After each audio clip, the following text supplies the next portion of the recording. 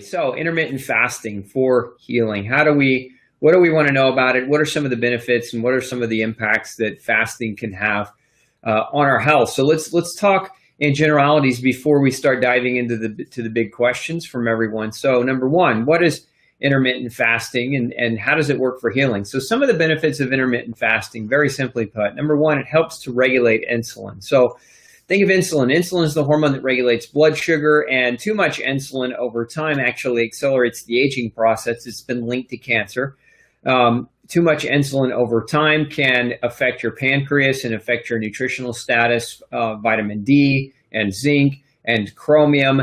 And so all of that being said, that excessive insulin over time from overabundance of eating, in other words, not enough fasting, overabundance of eating, can really tax your pancreatic organ reserve, affecting your insulin, creating an increased weight gain, reduction in muscle growth, and an increased visceral fat storage. So when we apply intermittent fasting, we get the benefits of preserving our pancreas. We get the benefits of improving our insulin output, optimizing our insulin output, which helps with weight loss. And again, insulin being the hormone that regulates blood sugar control also can help stabilize our blood sugar, which can help stabilize our mood, enhance our cognitive function, among other things. So regulating insulin is a very important job. Fasting has been shown to improve growth hormone secretion. Now, why is that one important? Growth hormone is necessary for your body's ability to heal and repair. It's an anabolic hormone, so it helps us to repair damaged or inflamed tissues. So of course, when we're chronically ill or we're struggling with a chronic autoimmune condition like a rheumatoid arthritis or chronic celiac disease or inflammatory bowel syndrome or multiple sclerosis or any number of different chronic autoimmune diseases that are caused, the underlying causes are triggers of inflammation, if we can calm those fires down and we can turn on the healing elements of our DNA through the anabolic production of growth hormone, what better thing can we do as opposed to taking the drug or taking a medication? One of the free ways to get the medication is just to fast. It's to intermittently fast. So it improves growth hormone secretion. Fasting can accelerate weight loss. And this happens for a number of different reasons. But what I was talking about earlier, where fasting kind of helps to regulate the hormone insulin, this is one of the big reasons why it helps to do that. Excessive insulin over time will actually lead to visceral adiposity. That is fat storage around your heart, fat storage around your abdomen. This is the difficult to get rid of fat. It's not necessarily even the visible fat that you might see, like the fat around a person's love handles or the fat around the thighs. This is visceral fat. It's fat around the organs, the most inflammatory, dangerous type of fat, the type of fat we don't want to have. So again, fasting accelerates the loss of visceral fat, so it helps with our lean body mass. Fasting also impacts the microbiome. There's now some really fascinating, wonderful research coming out on how fasting can actually improve the microbiome, certain types of bacteria, etc. Remember, food can impact one of the correlations with this is certain food, especially food that triggers an insulin response, like the diet that's too high in carbohydrates, can trigger a response. If we all have yeast in our gut, right? We've done a number of shows about yeast. I talked in depth about this a couple of months ago, but a yeast population in our gut, which is somewhat normal, but a yeast overgrowth in our gut can create an alcohol response, right? So think about that. We're eating excessive carbohydrates and we're promoting an overgrowth of yeast within the GI tract. The yeast are taking those carbohydrates, converting them into alcohol. Alcohol has more calories than carbs or protein, so we're getting more calories from the alcohol effect of the fermentation of our food. But even beyond that, we're creating alcohol, which reduces our brain cognition, reduces our capacity to think, makes us tired and fatigued, and again, increases our weight gain. So in that essence, reducing food as a whole, not just necessarily reducing carbohydrates, because there's some people that go on a ketogenic diet, and that's a completely different topic, but we're talking more specifically reducing total caloric intake for stretches of periods of time allows for your GI tract to heal, repair, and recover, but it also allows for those those normal bacteria to grow and flourish, and it doesn't allow for as aggressive a feeding of a yeast colonization. And so we're going to get an effect on the microbiome when we're fasting that is absolutely a positive impact. And there are now studies showing how fasting can actually help to improve mood and to improve symptoms of dementia or brain fog or lack of mental clarity. The other thing, though, with fasting, one of the big benefits of fasting is that it helps the GI tract rest. So, like, remember what the gut is. The gut is a quarantine zone where your gut goes to war against your food. It extrapolates nutrients from your food and expels the waste, right? And in that process, that requires a lot of blood, a lot of oxygen. It requires a lot of nutrients. And so your gut has to be able to take that food to be able to break it down. That requires a lot of energetic. And so if you are eating every few hours, if you're eating consistently, constantly, and your gut never gets a rest, it never gets that break that it needs, then our bodies are being constantly told to push blood to the gut to help digest the food that we're eating on a very, very consistent basis. That blood is not now going to your brain. That blood is not now going to your muscles. So some people who overeat, they go to the buffet, they're eating very frequently, they're eating all the time. They get this brain fog, okay, they get this lack of clarity type of problem that starts to set in, or symptom that can start to set in. So again, fasting lets your GI tract rest and lets it recover. Think of it like this. When you go to work for 8 hours, you want to go home and you want to rest and you want to recover from that day of work. Sometimes some days of work are harder than others, right?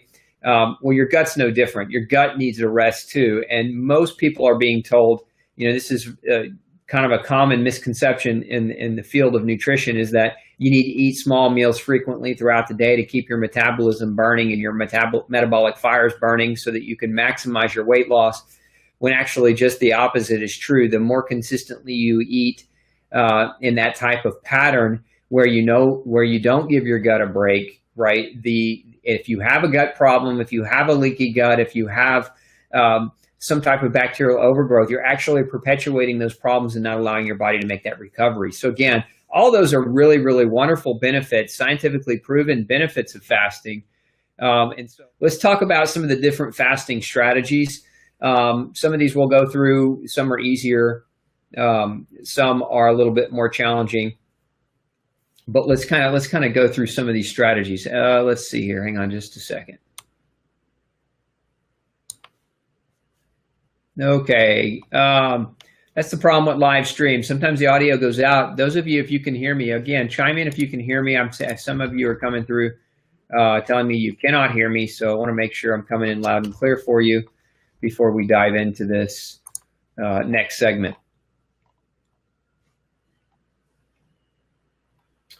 Again, let me know if you can hear me.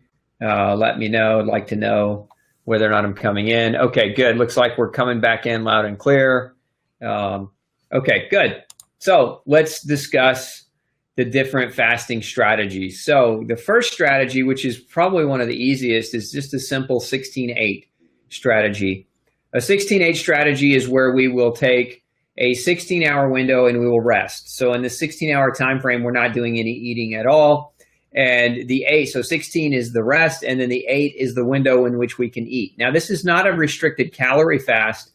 This is a restricted time window of eating. So it's very important to understand we're not lowering your calories, we're lowering your window of eating opportunities. So for example, let's say you go to bed at 9 p.m. and you wake up every day at 6, right? So from 9 to 6, that's a 9-hour window, right? So we're talking about a 16-hour window. So we need to add to that 9-hour window an additional 7 hours. So you can do an intermittent 16-8 fast by either eating a very early dinner.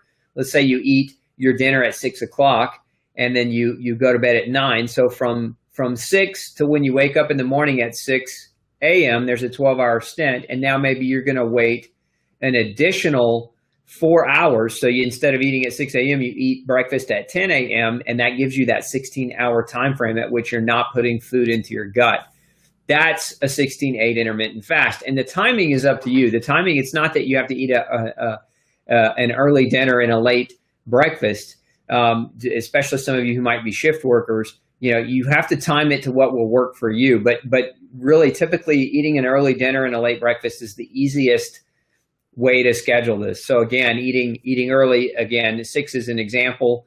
You don't have to follow that to the exact T, but it's just a 16-hour where you're not putting food in, followed by an 8-hour window where you can put as much food in that 8 hours as you would normally put in your day of eating. It's just confined to that 8-hour period so that you're not bombarding your gut throughout the day with tiny, small snacks and causing your gut to have to work hard all day long without rest. So that's the 16-8 strategy. Now, for many, that's an extremely effective strategy. And what we see with that 16-8 strategy is that a lot of people who don't tolerate the longer fasts do really, really well with that 16-8. And so some of the things that will happen with that 16-8 strategy is if you have blood sugar fluctuations, you'll be able to handle it a little bit better. So some people have a hyperglycemic problem because of there are a lot of reasons why that can happen. For example, if you've got a chromium deficiency, a vitamin D deficiency, a zinc deficiency, that impacts or affects the way your body processes blood sugar. And so if you've got those deficiencies, a fast might be a little bit more challenging for you because your body's not regulating blood sugar as well. So it's also a good idea if you're considering starting a fast, make sure you're taking a really high quality multivitamin that contains zinc, that contains magnesium, that contains vitamin D, that contains chromium. Those probably are the 4 nutrients that are the most important in blood sugar regulation. And if you're deficient in any one of those 4 nutrients, you're going to find that a fast might be a struggle because you're going to hit blood sugar lows, and then your blood sugar is going to yo-yo and you're going to be cranky and irritable, what some people call hangry, right? And so we don't want to see that happen to you. So again, a 16-8 is a quick and easy way to start a fasting process without too severe of a blood sugar fluctuation. But again, if you're taking those 4 nutrients as an addendum to the fast, it might make that easier for you. Now, there's another strategy. For some people, 16-8 is not enough, especially the chronically ill who have inflammatory bowel disease or they have a lot of gut dysfunction, gut problems. Sometimes we have to take that fast longer, give them longer periods of a break. And so this brings us to our next strategy, which is a 20 and 4 strategy. So 20 hours of rest followed by a 4-hour eating window, which is best served for most people somewhere in that noon to 4 p.m. or 2 to 6 p.m. window of the day. So the rest of the time, you're not eating, but there's that 4-hour window either from noon to 4 or from 2 to 6, which can be really optimal for this particular strategy. Now, going back to the 16-8 and the 24, so kind of combining these two, something you should know. If you're going to attack a fasting strategy, if you're going to implement a fasting strategy, start with one day. Don't start with every single day of the week. Start with one day. If you feel like you tolerate that one day really, really well, you can go 2 days. If you feel like you're tolerating that really well, you can go to 3. So in essence, kind of wean the fast in. Don't think it's all or none. Let's see how your body responds to it initially before you dive deep into it. And me personally, I like the 16-8 strategy, and I like to do that 7 days a week for most of the week. I'll sometimes deviate off of that during the weekends because my schedule is set in stone. But I like that 16-8 fast because what I find is that when you wake up in the morning and you don't bog down your gut with food, your blood going to your brain is much more efficient. The oxygenation to your brain is much more efficient. It allows you a much greater degree of clarity of thought, and it allows you to get more work done. I can get more accomplished early in the morning because I'm not eating and bogging my gut down and distracting my brain's oxygen and blood supply. I can get more done in 2 hours early in the morning without eating than I can get done all day if I'm applying this fasting methodology. And many of you may find that you struggle at work because, especially after lunch, people come back after lunch and they're super tired after a big meal. Again, implementing a fasting strategy and implementing that 16-8 or that 24 is going to help. It's going to help bring that blood sugar regulation around, and it's going to help preserve the blood flow to your brain when you need it most. So there's a 16-8, there's a 24 strategy. You can do 20. You can create a new variation of this if you would like. Although, again, it all boils back down to your capacity to tolerate it. If you feel like fasting puts you to the floor and crashes your blood sugar to such a great degree, the very first thing you should have done is have your nutritional status measured. Because again, if you're already vitamin and mineral deficient, your body's not going to probably tolerate fasting as well. So checking those nutrients first, and then supplementally putting those nutrients into your diet so that you can tolerate fasting better, so that you can use it as a strategy, becomes an extremely important element. And then there's the 24-hour fast. So again, we have the 16-8, we have the 24, and then we have the 24-hour fast. Now, I don't recommend 24-hour fasts more than once a week. So like if you wanted to try and implement a 24-hour fasting strategy because you're, again, suffering with a chronic illness, I don't recommend doing that more than once a week without medical supervision, without somebody kind of watching over you, monitoring your nutritional status. There are several reasons why. One of them has to do with your circadian rhythm and your adrenal output. But beyond that, it has to do, the biggest aspect of this is how well your body is going to be capable of handling that fast, how malnourished you might already be. Some people going into chronic illness are wasting. They're already in a state of cachexia where their muscles being eaten to supply nutrients to the rest of the body. So in those types of cases, there has to be a good supervision, because it can be a very delicate balance. You don't want to fast somebody who's massively losing weight to cachexia, to that, metabolic wasting, without guiding them and making sure they have the proper nutrition. And there's an art and a strategy to that, because you have to do it in small incremental bursts. You don't want to just, every week I'm going to fast for 24 hours twice a week. Every week I'm going to fast 3 days, because if you're wasting, it can set you into an even greater catabolic state. Remember, when your body is in a catabolic state, it's not healing, it's breaking down. And if you're chronically ill, we need you to start healing. We need the anabolic hormones, not the catabolic hormones, to turn on. And so fasting for too long, or for too prolonged period of a time, or fasting for too aggressively when you're in a state of wasting, might be a very, very bad idea. So again, medical supervision in those cases is a pretty important component. Now, another caveat to fasting that can be quite helpful, and one of my favorite, is the liquid fast. So this is not a calorie restricted fast. This is not a time restraint fast. It is just simply we're going to use liquids instead of solid foods. And the premise behind this is, one, if we're using liquids, there's little digestion that has to occur. So we're still getting some nourishment. We're still getting the nutrients from the fluid that we're consuming, but we're not putting the stress on the GI tract. Remember, one of the benefits of fasting is we're taking away the stress from the GI tract, and we're allowing that leaky gut to heal and seal itself. So if we use a liquid, we're still taking some of that stress of digestion away from the GI tract, but we're also getting nourishment nutrients into the body. So this is a strategy that maybe you're nervous about a fast. Maybe your blood sugar is a little bit too dysregulated for you to want to begin that, or maybe you are in that wasting state, but your gut's on fire and you're still not recovering. This is where the liquid fast can work really, really well. I recently had a patient.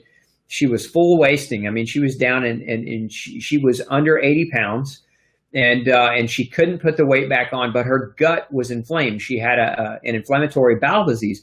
So we really had to strategically put her on a liquid diet that included things like bone broth or vegetable broth and water. So highly nutrient dense broth where we're getting vitamins and minerals. So her body's getting nutrients, but we're making it easier on the gut. Now, many of you will use like collagen proteins. You'll use bone broth proteins. And some of you may have already found this to be the case, but if you use them and they're not watered down enough, they can be really, really hard on the digestive tract. And that's because some of these broths, depending on how much or how thick you're making your broth, how much of the bone and how much you're pressure cooking that bone and how much of the amino acid concentration you're getting into the water, it can be too thick for some people, and that can be really, really hard to digest or hard on the digestive tract. So sometimes if you found that you've tried a broth, especially like a collagen powder broth or a bone broth, and it's too thick and you're not tolerating it well and it's irritating your stomach, water it down. Go to a 75-25, so 75% bone broth, 25% water, or even a 50-50 mix, and in some cases even a 25-75 mix in the other direction, and see if that's better tolerated by you. Those are just, again, strategies if you're doing a liquid fast. Now, if you're doing a liquid fast for the purposes of healing an inflamed gut, then you don't want to introduce some of these beverages that are low calorie, like for example, almond milk. A lot of your almond milks are full of gums. They have like acacia gum or carrageenan gum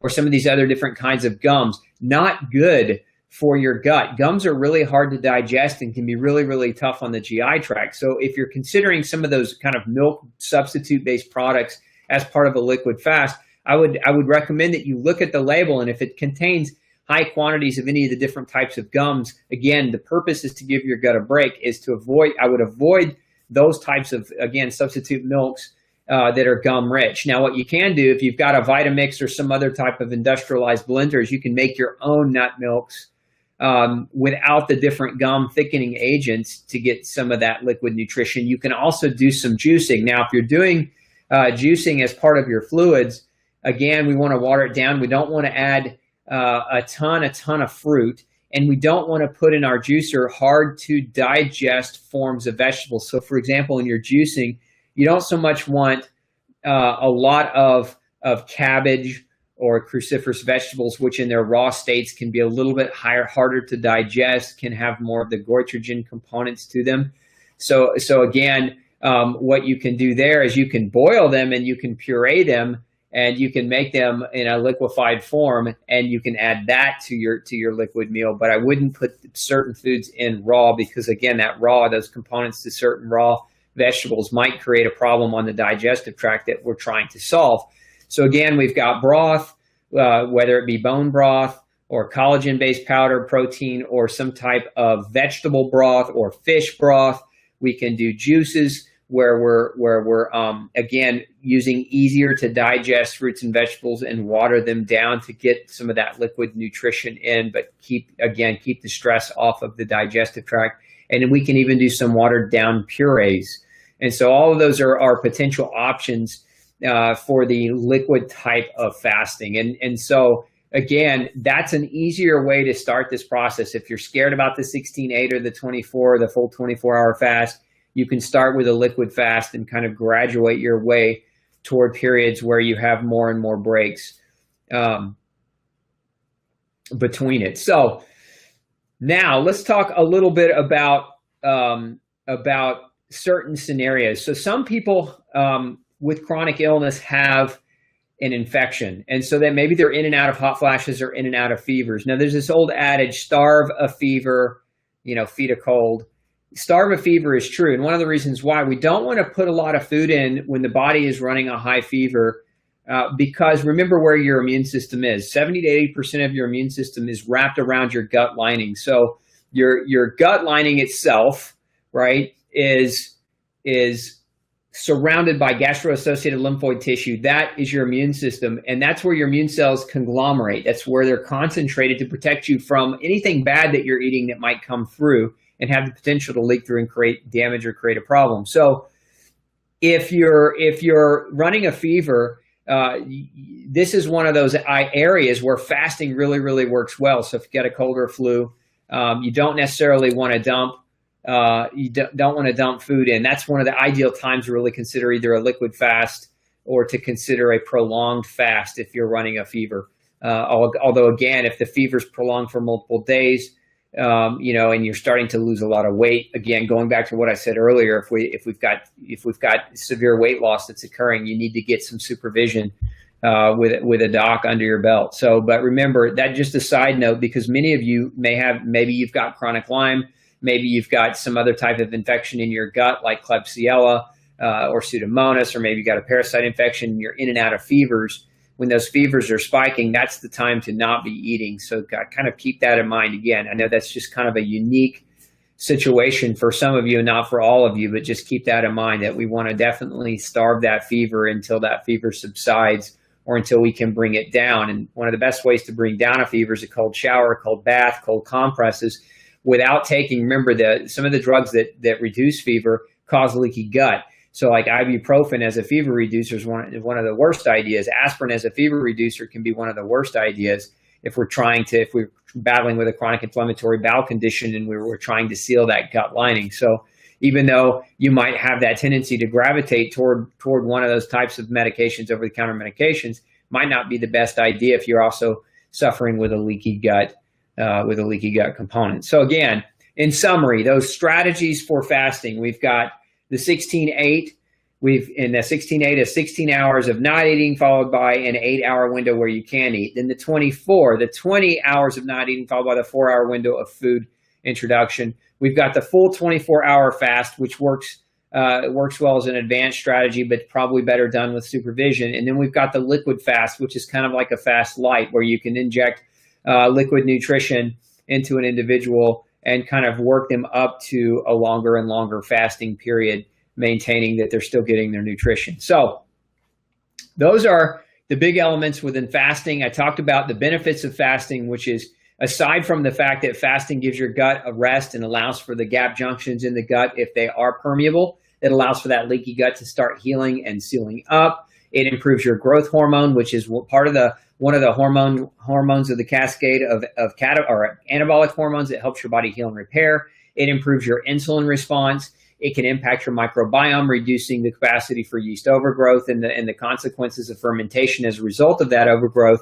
And then again, it lets your gut recover. Your gut cells have a life cycle of 2 to 7 days. What that means is your gut is a fast healer if you take good care of it. That's why fasting can work so quickly, and it's one of the quickest strategies to implement. 2 to 7 days. So every 2 days, in a perfect world, your gut lining is brand new. Those cells are brand new and recharged. So if you've got a fasting strategy, you're going to see improvements relatively fast. It shouldn't take a really super long time to see improvements. And I've seen patients with chronic autoimmune pain where they can fast, do some of these intermittent strategies. They're doing 2 to 3 days in a row of these intermittent fasting strategies, and they're getting 50 to 80% reduction in their pain. And then when they go in and they break those fasts and they try to bring in bigger meals and more consistent food throughout the day, their pain starts to creep back in. And part of the reason why is their gut's not fully healed and sealed. So again, these strategies can be implemented long-term. That's why I like intermittent fasting, because you're not reducing calories. You're just reducing the window of eating and allowing your gut a prolonged period of rest so that it can heal and seal, so that we can get one of the triggers for autoimmune disease better tightly controlled. So now I'm going to open the field for your questions. So let's back up here and dive in to some of your strategies. Let's see here. I got to do a shout out here. Pete Vasquez, an old buddy from high school. Hey, good to hear from you, Pete. Thanks for chiming in. Thanks for joining me on Facebook Live. Sarah is aloha. Thank you for your generosity. Well, you're welcome, Sarah. Thanks for being with us today on the Pick Dr. Osborne's Brain Show. So those of you with questions, let's go ahead and start chiming those questions in. I want to make sure I do my best to get all of them answered before we dial off today. On another note, as we're waiting for some of these questions to come back in, I want to talk a little bit about some of the sidebar strategies with fasting that you should absolutely make sure that you're also doing. One of the effective things that you can do, especially with the liquid fasting, but you can do it with the liquid fasting, or you can do it with the other strategies, the other intermittent fasting strategies, is using a very strong dose probiotic, and especially one that's high in lactobacillus, one that is high in bifidobacter. So those two species of bacteria, very, very critical for the gut function. So if we can get, because a lot of people that have these gut issues have a microbiome deficiency, meaning they don't have enough of these two species to populate their gut, and that's why there's a leak in the gut in the first place. So as we're fasting, we can introduce probiotics in a liquid format that allows us to honor the fast, but also as a strategy allows for a repopulation of the gut flora. Remember what those bacteria do. Those probiotics are responsible for talking to the immune system. One of their jobs is something called immune crosstalk. They are sending messages, chemical messages, back to your immune system in your gut. And these chemical messages are telling your gut how to behave, how to respond, how not to overreact. And so if you don't have adequate bacteria in your GI tract, those messages can get skewed, and we can get a chronicity toward inflammation. So those probiotics, again, particularly lactobacillus species and bifido species, can really have a profound impact on immune crosstalk how your gut communicates to your immune system about how to behave with what's in your gut. So again, one of the most important strategies here is to take a high dose probiotic. One I recommend is called Ultrabiotic Defense. It's a very, very strong dose. It's about 400 billion colony forming units of those species of bacteria, but it can be extremely helpful in a fasted state to regulate. That rhymed. Fasted state to regulate. Anyway, the other strategy here is, or the other thing about these probiotics that can be very helpful is probiotics produce a byproduct. So when you have probiotics, they actually take what you're eating when you are eating, that intermittent fasted state. So when you are eating, those probiotics will take the fiber from the food that you're eating and convert them into a compound known as short chain fatty acids. Short chain fatty acids. Now, a short chain fatty acid, or SCFA for short, one of the most common ones is called butyrate or butyric acid. This particular, take out the O. The O doesn't belong there. So short chain fatty acid and butyrate is one of the most common. It's actually one of the biggest fuel sources for your gut cells. For your colon cells to make new colon cells, you need these short chain fatty acids.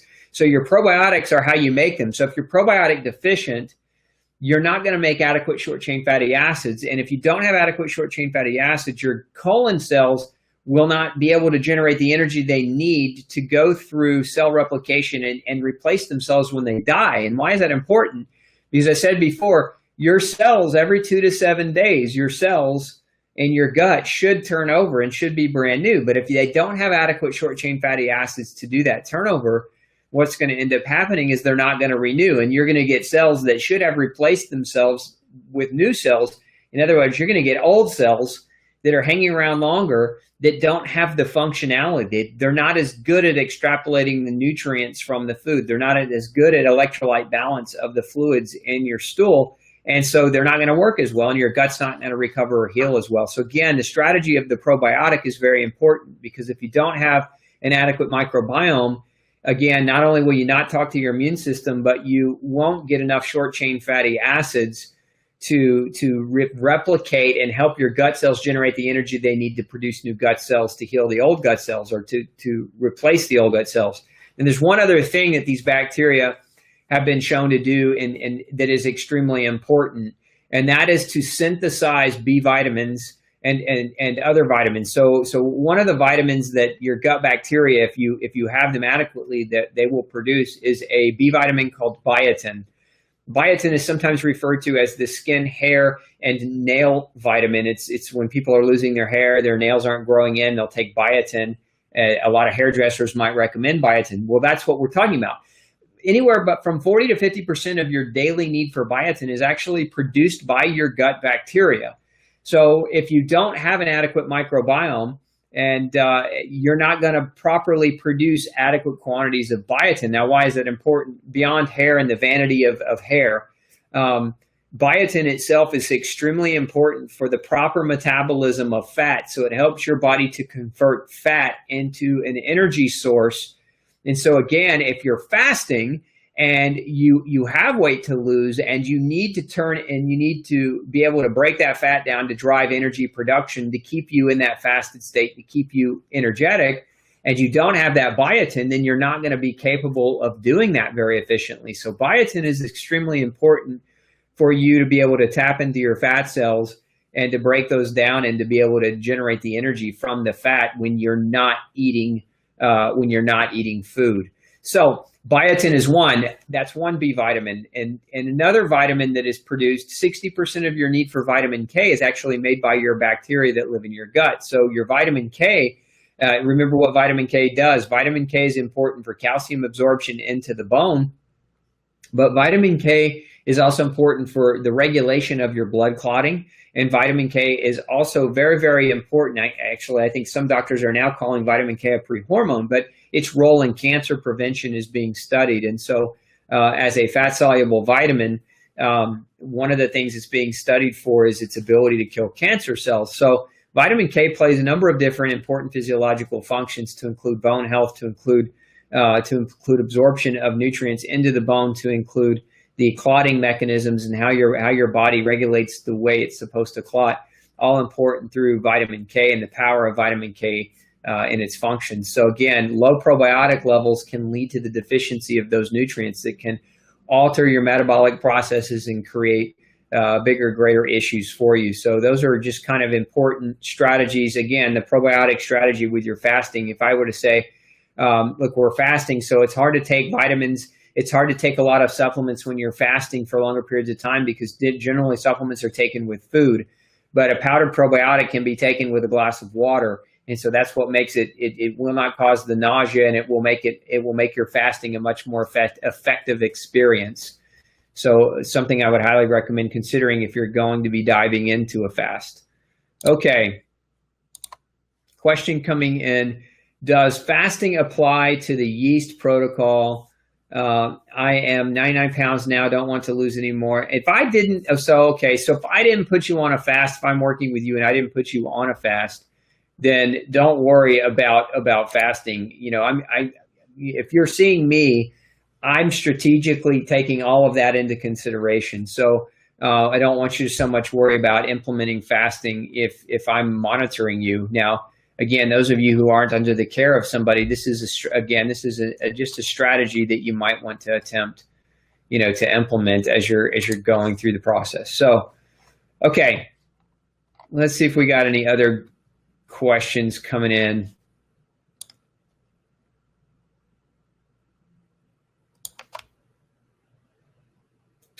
So we got a quiet audience today. Either that or these questions are not being filtered into me properly. Because usually we've got about 50 questions toward the end, and I think we had a Facebook glitch earlier, and I don't know what's going on. But anyway, I'm not seeing any additional questions coming in, so I'm going to wait just a second. And here we go. So this is a question coming in, delayed question. Can one do intermittent fasting with a stomach ulcer? This is a great question. Intermittent fasting with a stomach ulcer, yes, as a matter of fact, is a very, very good idea, especially if you have a chronic stomach ulcer that's very hard to heal. What you have to be careful of with a stomach ulcer is the intermittent fasting is great, but the prolonged fasting might not be as good of an idea because as your hunger mechanism kicks in and you start producing gastric acid because your body's hungry, if it's a gastric ulcer, it can create an irritation to the ulcer. So one of the things that if you have an ulcer and you're looking at fasting, I would recommend more the intermittent fasting as opposed to the long-term 24-hour fasts as a strategy in that situation. Now, one of the other things that I would recommend in that scenario would be the potential for liquid. One of the things that can be done with ulcers that is extremely effective. Remember, the problem with the ulcer is that we have the stomach has a lining of mucus or snot, and that's what protects it from the acid. But an ulcer is when that mucosal layer, that mucus lining, is eroded away, so the cells are exposed, so that when acid is secreted, it's bathing those cells and it's damaging those cells. That's what an ulcer is. So how can we create a mucus lining? How can we help promote the formation of a mucus lining for somebody who has an ulcer? Well, nutritionally, you cannot form a mucus lining without vitamin A.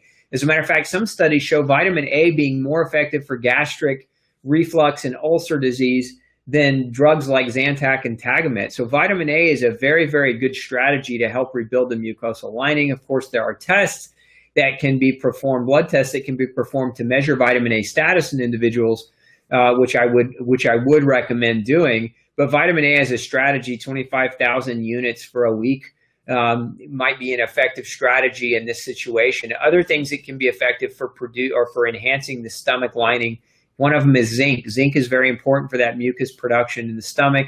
Another nutrient, which is more of a symptomatic reduction effect than necessary for your lining to heal. It's actually going to help serve as a coating, and that's marshmallow root. We can use deglycerinized licorice. We can use aloe vera. Those are all just different strategies for natural agents that can be taken orally, even on a fast, can be taken orally to help coat and line the GI tract so that you're protecting it from acid secretion. And that what that does is it buys time. it buys time for it to heal. Now, some doctors will put patients on drugs like Nexium, and that does the same thing. It's that the effect there is that it's trying to buy time for that ulcer to heal. No acid reducing medicine should be used long term because of the long term side effects create infection or can increase your risk of infection. One of the long term side effects of blocking stomach acid is actually H. pylori infection. Another long term is yeast overgrowth or other forms of bacterial infection. So we don't want to create a problem by trying to solve it with another agent. But again, long term, we shouldn't be trying to reduce stomach acid artificially. We should be trying to find out what the problem is and what we can do to mediate it better than just drugging or suppressing the body's natural capacity. So those strategies can be very effective. The marshmallow, the glycerinized licorice, and the aloe. And some people, if you've got aloe vera plants, you can actually ingest aloe vera, and there are, some stores will actually sell aloe vera juice, which can be very, very effective at helping the GI tract lining heal. One of my other favorite remedies for ulcer is honey. Now, you can't buy it at the store. You've got to get honey from I would say get it directly from the beekeeper, and here's why. In most honeys in the store, and you don't know this, and again, I don't want to blame any honey manufacturers for doing it wrong, but it's common that honey manufacturers will add molasses, or they'll add corn syrup, or they'll add other agents to the honey to bring about a different flavor, or to bring about a different consistency, or to bring about a different color. But natural honey is it's an excellent coater for ulcers. There have been a number of studies, especially over in Europe, that have shown honey to be extremely effective for ulcers. So again, getting a locally grown natural honey and taking 1 to 2 teaspoons a day can be an effective home remedy for this as well. Again, that's if the ulcer is there. If the ulcer is there, because with ulcers, you don't want to play around with those either, because long-term, a progressive ulcer can actually lead to cancer in the stomach and cancer in the upper duodenum. So again, it's important to make sure. My advice would be to have it monitored by a doctor and really work with somebody, and not just take honey every day on your own and hope for the best, but to actually monitor it. Good question. Kayla is saying, I want a powdered probiotic. So Kayla, what I would recommend, I can put this up in the menu tab for you. The powdered probiotic that I recommend is called Ultrabiotic Defense. And what I'm going to do is I'm going to post it to Facebook for you, so you'll have that link in the commentary block. But you can go and find it right there now on the Gluten Free Society website. Okay, next question. What about fasting or intermittent fasting on days that you're working out? Is there anything you could do differently on those days? Yeah, so that's a great question, Donna. Fasting on workout days is perfectly fine. Now, this is going to be dependent on the person too. So like some people, they can't tolerate fasting before going into a workout. And those people, in my experience, are the ones that already have hyper or hypoglycemic problems or diabetic problems. So for those people, we try to get their blood sugar stabilized a little bit better and under better control before we really implement a strong fasting protocol. But I'm going to use myself as a perfect example. I do CrossFit. So when I go work out in the morning, which is usually around 6 in the morning, I'm not going to eat at all. That's part of my intermittent fasting strategy is I'm going to do my workout, and I'm probably not going to eat until somewhere around 10 a.m. in the morning. So I'll do my workout, and I'll even go longer after the workout. I won't do a recovery shake. A lot of people advocate these recovery drinks or these recovery shakes. I personally find that it's not necessary. I'm able to maintain muscle. I'm able to maintain energy. I'm able to maintain that fasted state, feel great, and have a very, very sharp mind, and recover just fine post-workout. So, but some people will require kind of a post-workout. So this is where you would break your fast. So you might time the end of your fast to the end of your workout. So like, let's say you're not working out quite that early. Maybe you're working out at 8 or 9 in the morning. So you may be maybe schedule in the time to break your fast after that workout, and then you go from that point to 8 hours if you're doing a 16-8 type of fasting regimen. But yes, intermittent fasting works really, really well with working out, and you don't necessarily need to do anything any different, although play it also by how your body feels. If you find you're not getting enough energy to get through your workout, if you find that you're not recovering well after your workout without introducing some food, then you might want to change the timing up of your fast a little bit to accommodate that. Okay, next question. Man, I knew there were more questions than that. I think it was just a delay in Facebook. So if you get constipated using bone broth, are you having a bad reaction to it? I have to take marshmallow root or slippery elm with it, or magnesium citrate, to not have a problem.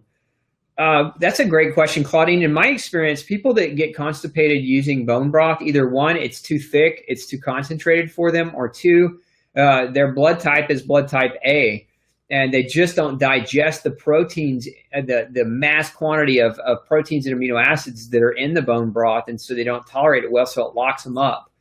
So I don't know what your blood type is, but that would be something maybe worth investigating, because if you are blood type A, then bone broth might not be the best thing for you. Either that or more of a watered down bone broth, or kind of what I was talking about earlier, maybe a 50% water, 50% broth mix, or 75-25, again, reducing the quantity of protein in that and seeing if that doesn't help you a little bit better. But that may be part of the issue, is that you're just not capable, or your GI tract is just not in a good place where it's digesting that bone broth. It can be thick for many people. A lot of people respond really well to it, but some just don't. And if you fall in that category, I would say don't take it for the sake of what everyone on the internet is saying about how healthy it is. If you don't feel good when you take it, like, listen to your body. Your body is right, not the internet. So your body, remember that, everybody listening, your body's symptoms trump what other people are saying you should or shouldn't do. So like, if you're eating a food that's supposed to be a superfood, that's supposed to be healthy for everyone, but every time you eat it, you have horrible symptoms, you need to listen to that judgment that your body's giving you, because if you don't listen to your body, you're going to have problems coming down the pipeline that just get bigger and grow as that process continues to fester. So next question here, is a liquid probiotic from the grocery store, like a kefir, a very good choice? I don't recommend kefir. Kefirs are produced, and you can buy organic kefirs, and you can even buy organic grass-fed kefirs, and now they're even making coconut kefirs. But the problem is in my opinion, when you're talking about chronic illness, is you're talking about kefirs are produced using sugar, and a lot of them are used where they're feeding the bacteria to make the kefir. They're using a corn sugar or a corn medium to feed it. And just like with your cows, if you're eating meats, you don't want cows that are being corn-fed, especially genetically modified corn, because the cow's diet isn't supposed to be corn. The animal's only going to be as healthy as what they eat and how they exercise in their life. And it's no different with the bacteria that are being used to ferment. If they're feeding that bacteria culture full of genetically modified corn sugar as a medium to make your probiotic, I don't recommend that at all. Now, you can do your own home culture kits, and that might be a better option for you as a liquid probiotic. But what I was talking about before with Ultrabiotic Defense, it's a powder. You just pour it in water, stir it up, and drink it. And for the same reason, I don't recommend a lot of the kombucha teas, because they also are produced with the fermenting and the sugar process. So again, don't recommend those either. Good question. Next question.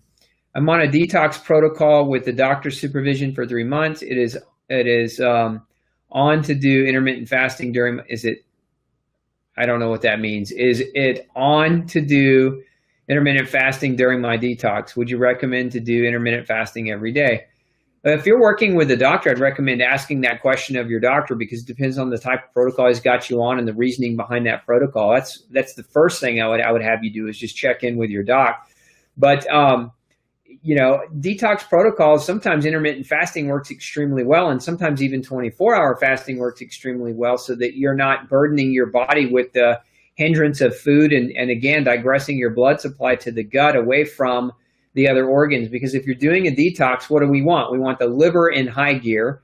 We want the kidneys in high gear. We want those two organs to be turned on and turned up so that that detox, as we're pulling chemicals, as we're pulling toxins, that those organs that help us rid the body of those toxins are being turned up and on in an effective way. Now, that being said, your GI tract is one of your detoxification organs, and so intermittent fasting can be used in a detox. And remember that eating causes the stimulation of bile secretion, especially eating fat.